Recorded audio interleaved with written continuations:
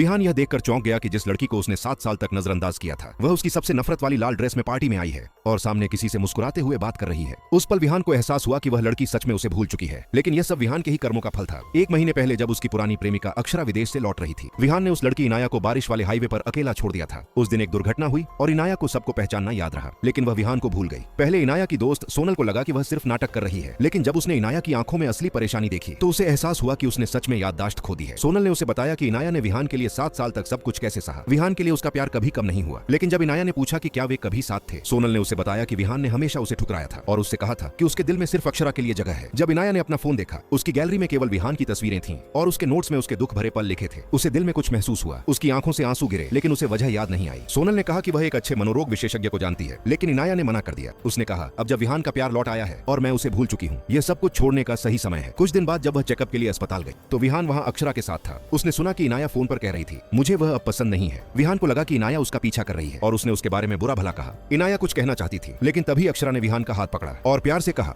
चलो डॉक्टर बुला रहे हैं। विहान ने तुरंत इनाया को नजरअंदाज किया और अक्षरा के साथ चला गया। बाद में अक्षरा ने इनाया को बाहर बुलाया और मुस्कुराते हुए कहा, क्या तुम वही लड़की हो जिसके पीछे विहान 7 साल तक पड़ा रहा? इनाया ने धीरे से कहा, विहान ने हमेशा सिर्फ तुम्हें प्यार किया। यह सुनकर अक्षरा खुश हो गई और बोली, मुझे लगा कि वह बदल गया है। इनाया मुस्कुराई और कहा, शायद वह तुम्हारे लिए कोई सरप्राइज प्लान कर रहा है। लेकिन थोड़ी देर बाद विहान आया। गुस्से में उसने इनाया पर अक्षरा को पानी में धक्का देने का इल्जाम लगाया। इनाया चिल्लाई, मैंने